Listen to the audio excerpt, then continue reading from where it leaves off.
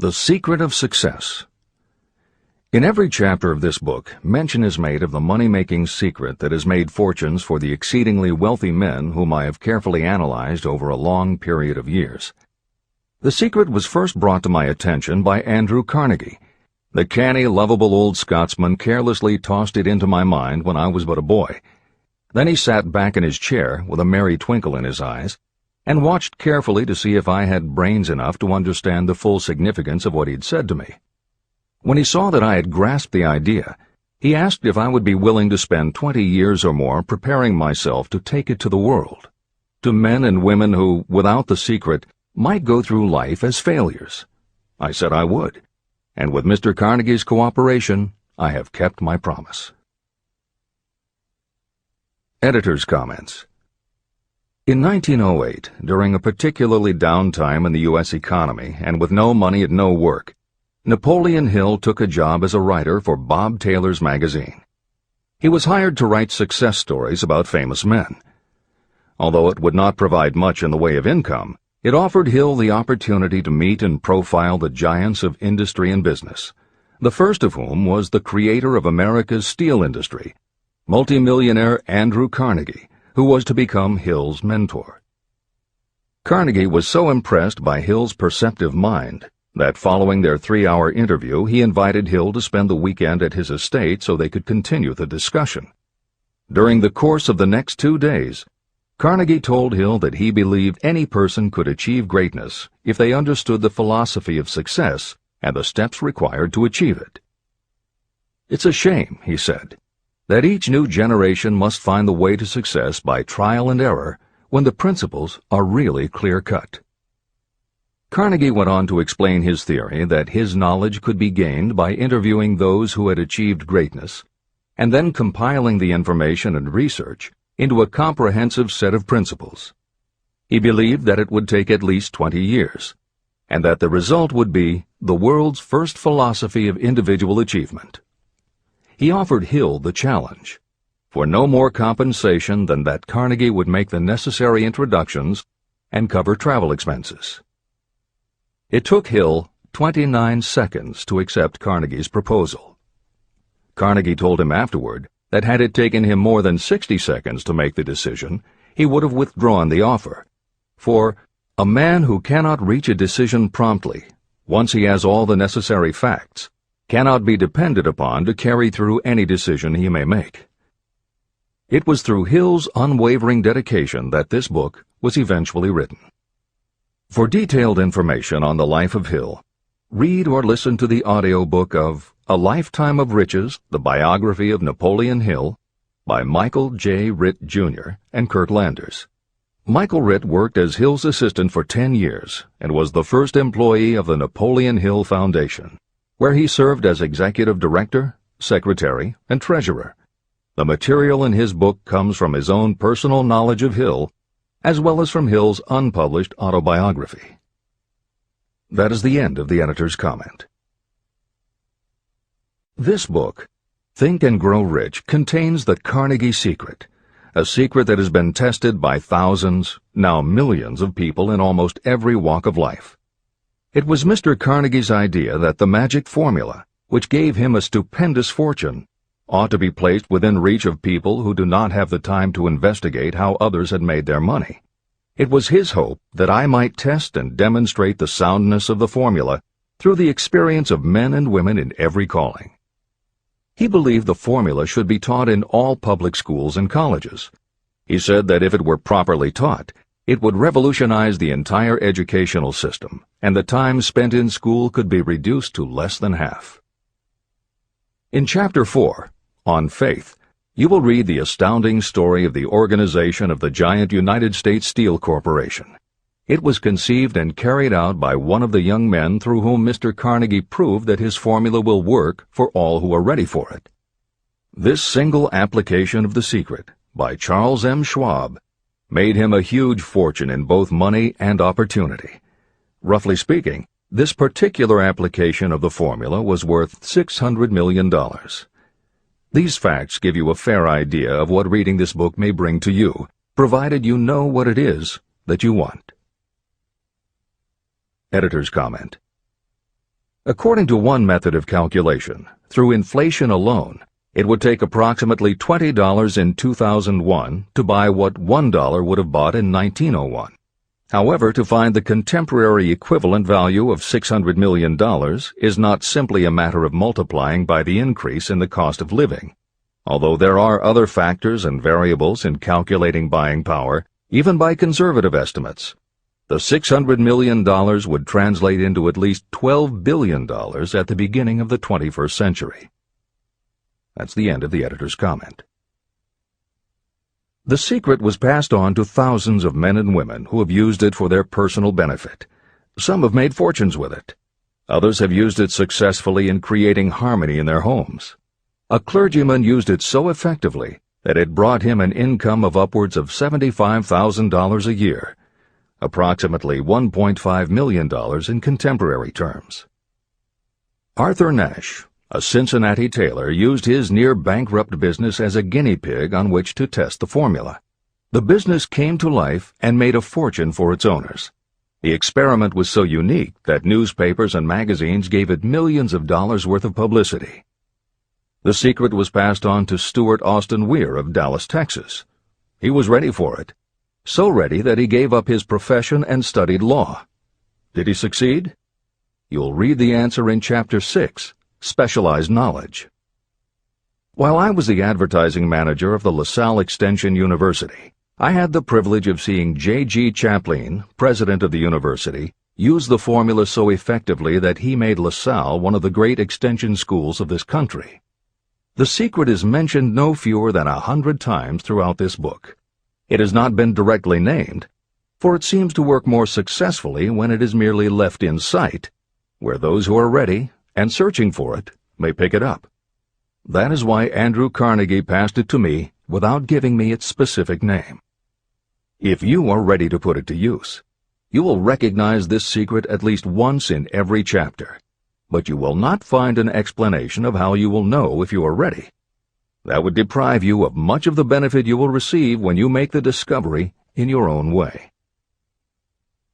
If you have ever been discouraged, if you have had difficulties that took the very soul out of you, if you have tried and failed, if you were ever handicapped by illness or physical affliction, the story of my own son's discovery and use of the Carnegie formula may prove to be the oasis in the desert of lost hope for which you have been searching. This secret was extensively used by President Woodrow Wilson during the World War, and by President Roosevelt during the Second World War. It was passed on to every soldier in the training received before going to the front. President Wilson told me it was a powerful factor in raising the funds needed for the war. A peculiar thing about this secret is that those who acquire and use it find themselves literally swept on to success. However, as is often pointed out in this book, there is no such thing as something for nothing. The secret cannot be had without paying a price, although the price is far less than its value. Another peculiarity is that the secret cannot be given away, and it cannot be purchased for money. Unless you are intentionally searching for the secret, you cannot have it at any price. That is because the secret comes in two parts, and in order for you to get it, one of those parts must already be in your possession. The secret will work for anyone who is ready for it. Education has nothing to do with it. Long before I was born, the secret had found its way into the possession of Thomas A. Edison, and he used it so intelligently that he became the world's leading inventor, although he had only 3 months of schooling. The secret was passed on to Edwin C. Barnes, a business associate of Mr. Edison's. He used it so effectively that he accumulated a great fortune and retired from active business while still a young man. You will find his story at the beginning of the next chapter. It should convince you that riches are not beyond your reach, and that no matter where you are in life, you can still be what you wish to be. Money, fame, recognition, and happiness can be had by you if you are ready and determined to have these blessings. How do I know these things? You should have the answer before you finish this book. You may find it in the very first chapter or on the last page. While I was doing the research that I had undertaken at Andrew Carnegie's request, I analyzed hundreds of well-known men. Many of them attributed the accumulation of their vast fortunes to the Carnegie secret. Among these men were Henry Ford.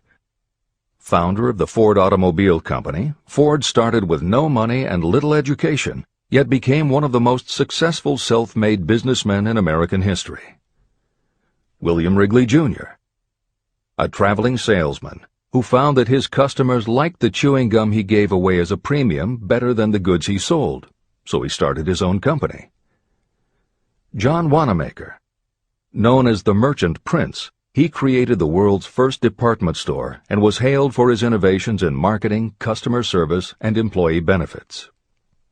James J. Hill. Known as the Empire Builder, he built the transcontinental Great Northern Railway, encouraged homesteading in the West, then established shipping routes linking America to Asia. George S. Parker. A school teacher who grew tired of fixing his students' pens, he created a new design, founded the Parker Pen Company, and turned a simple idea into a fortune. E. M. Statler. The son of a poor pastor, he started as a bellboy and worked his way up until he was able to start his own chain of Statler hotels, famous for their luxury and service with a smile. Henry L. Doherty. Started at age 12 as an office boy for Columbia Gas, he went on to acquire 53 utilities companies and patented 140 innovations for natural gas and oil production. Cyrus H.K. Curtis. Starting with a small agricultural weekly, Curtis turned it into Ladies' Home Journal, created Saturday Evening Post, then assembled one of the largest newspaper empires. George Eastman. Inventor and founder of the Eastman Kodak Company, he created many of the innovations that popularized photography and transformed the motion picture industry. Charles M. Schwab. The right-hand man of Andrew Carnegie, he was president of Carnegie Steel Company, brokered the deal that formed U.S. Steel, and went on to found Bethlehem Steel. Theodore Roosevelt. 26th President of the United States from 1901 to 1909. John W. Davis. A lawyer and political leader, Davis was Solicitor General under President Woodrow Wilson and later appointed Ambassador to Great Britain. Elbert Hubbard. Philosopher, publisher of the Fra magazine, and founder of the Roy Crofters Artists Colony, Hubbard was also the author of many bestsellers including A Message to Garcia. Wilbur Wright. A bicycle shop owner who, with his brother Orville, became the first Americans to fly heavier-than-air aircraft and pioneered the aviation industry. William Jennings Bryan. Newspaper publisher, presidential nominee, Secretary of State under President William McKinley, but perhaps best known as the lawyer who defended creationism at the Scopes monkey trial. Dr. David Starr Jordan. Educator, scientist, author of over 50 books, he was the nation's youngest university president at Indiana University and became the first president of Stanford University. J. Ogden Armour. Inherited his family's meatpacking business, turned it into a conglomerate with more than 3,000 products, was an owner of the Chicago Cubs, and a director of National City Bank and American International Corporation. Arthur Brisbane. A crusading journalist and syndicated columnist, Brisbane was sought after by every major news organization and was the most read and highest-paid editorial writer of his day.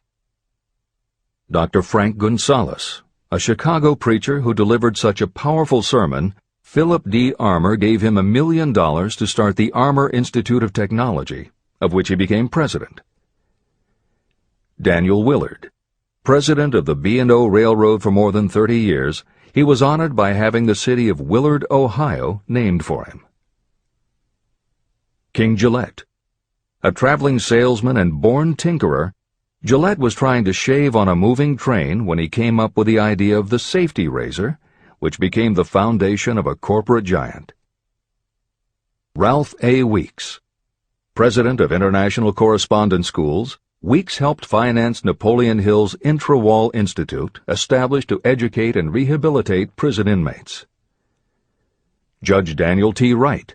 instructor at Georgetown Law School, where Napoleon Hill was studying when Bob Taylor's magazine gave him the assignment to write a profile of Andrew Carnegie. John D. Rockefeller. With $1,000 in savings plus another $1,000 borrowed from his father, he started a kerosene company which he grew into the giant Standard Oil and one of the world's greatest fortunes. Thomas A. Edison. Inventor and entrepreneur, he perfected the electric light bulb, the phonograph, the motion picture camera, and owned the rights to more than 1,000 patented inventions. Frank A. Vanderlip. A poor boy who became a journalist, social reformer, and self-made millionaire, he was president of the National City Bank, now Citibank, and Assistant Secretary of the Treasury. F. W. Woolworth. A clerk in a general store, he pioneered the idea of fixed-price selling and self-service and forever changed retail selling with a chain of Woolworth 5 and 10 cent stores. Colonel Robert A. Dollar. Starting with a small schooner bought to haul lumber down the West Coast, he built the Dollar Steamship Company, the largest fleet of luxury liners sailing under the U.S. flag. Edward A. Filene. Founder of the Boston-based stores, he devised revolutionary methods of distribution and merchandising and became famous for the first bargain basement department. Edwin C. Barnes. The only man Thomas Edison ever had as a partner, Barnes took Edison's failing dictaphone and sold it so successfully it became a fixture in offices and made him a multimillionaire. Arthur Nash. A Cincinnati tailor who used his bankrupt business as a guinea pig for the Carnegie Secret and was so successful the newspapers made him famous as Golden Rule Nash. Clarence Darrow. Famed as a lawyer, public speaker, and defender of the underdog, Darrow is best known as the lawyer who defended teaching the theory of evolution at the Scopes monkey trial. Woodrow Wilson. 28th President of the United States of America from 1913 to 1921. William Howard Taft. 27th President of the United States of America from 1909 to 1913. Luther Burbank. World-renowned horticulturalist who introduced over 800 varieties of new plants in his effort to improve the quality of plants and thereby increase the world's food supply. Edward W. Bok. Although he had only 6 years' schooling, by the age of 20 he was editor of Ladies' Home Journal, which he helped to build into the world's most widely circulated magazine. Frank A. Munsey. A telegraph operator who quit to launch Argosy magazine, then parlayed his fortune into a newspaper empire that included the Washington Times and the New York Herald. Elbert H. Gary.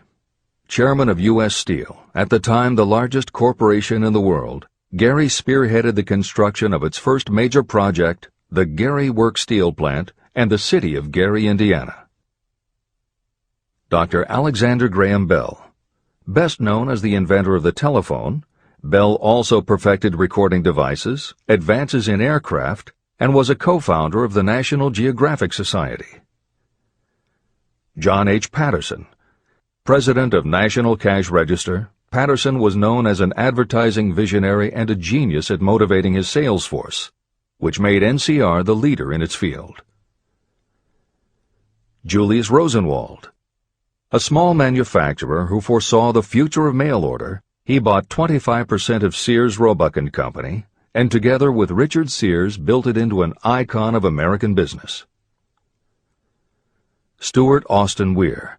A construction engineer Hill met in the Texas oil fields who, inspired by the Carnegie Secret, went to law school after age 40 and also helped publish Napoleon Hill's magazine. Dr. Frank Crane.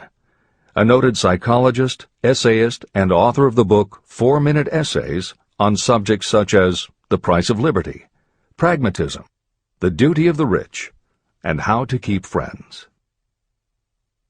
J. G. Chaplin, president of the LaSalle Extension University at the time Napoleon Hill worked in the university's advertising and sales department, where he first realized his talent for motivating people.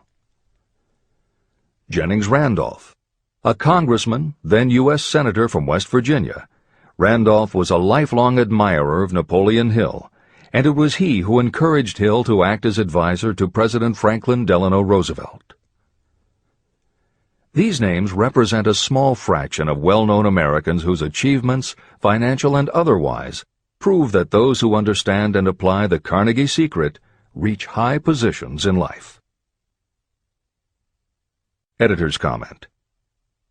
As Napoleon Hill says, the preceding list includes only some of the more than 500 multimillionaires and extraordinarily successful individuals whom Napoleon Hill interviewed prior to writing Think and Grow Rich.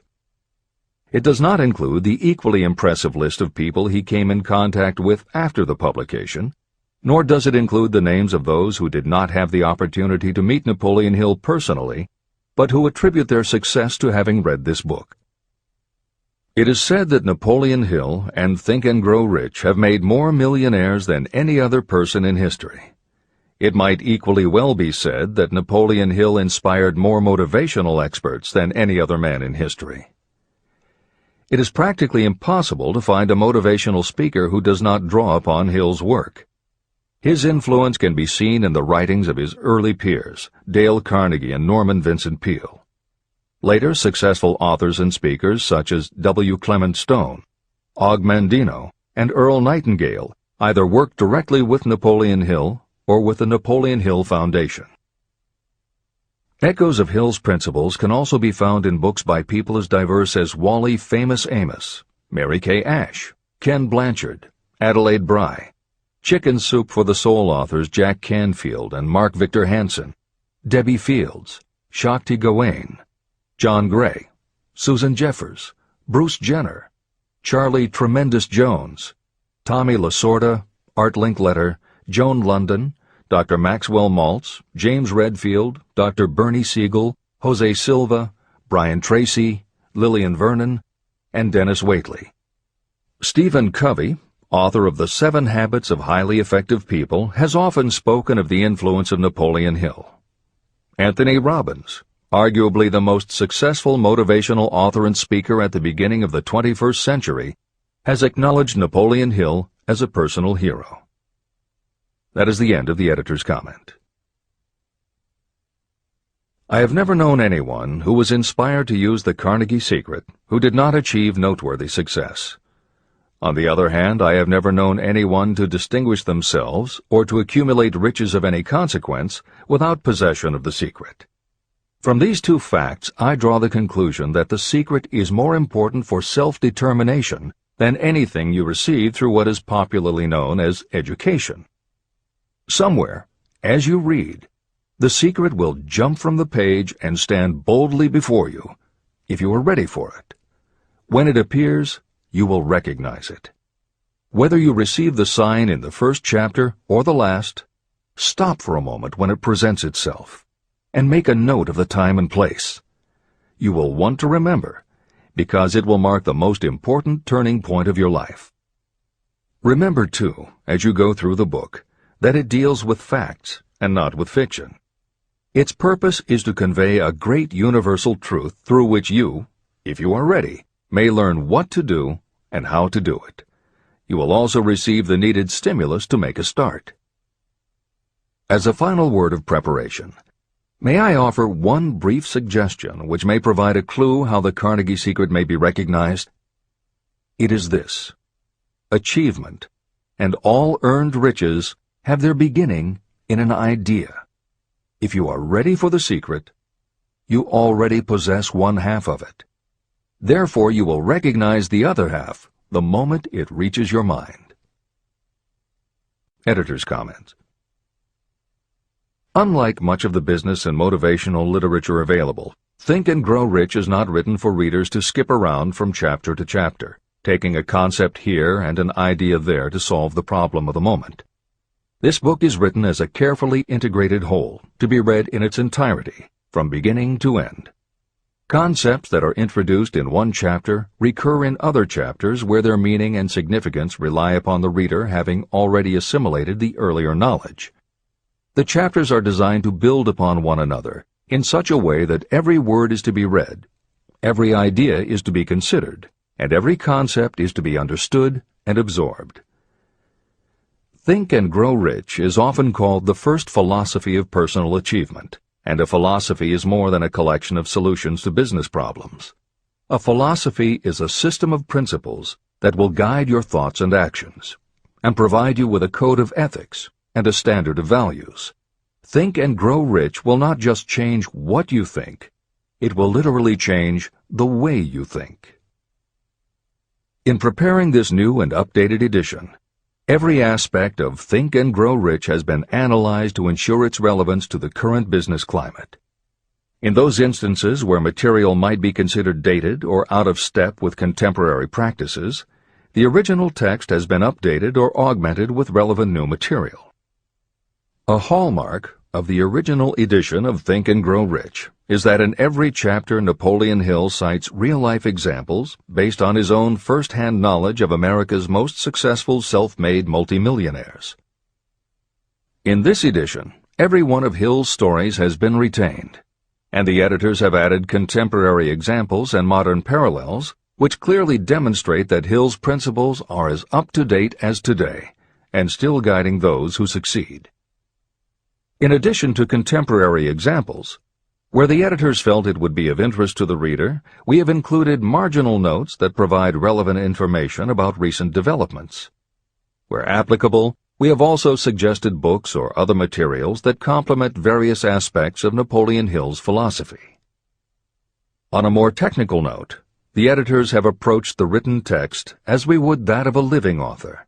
When we encountered what modern grammarians would consider run-on sentences, outdated punctuation, or other matters of form, we opted for contemporary usage.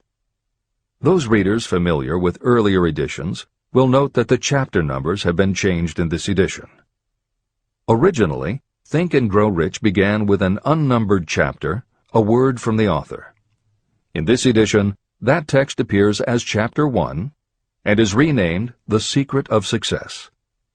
The chapters that follow are renumbered sequentially and proceed in their original order. The chapter that was previously titled The Mystery of Sex Transmutation has been retitled Sexuality, Charisma and Creativity, and the text has been restructured and annotated to reflect the role of women in contemporary society. All editorial commentary is clearly set off in a font and style that is different from the original text. This is the end of the editor's comments.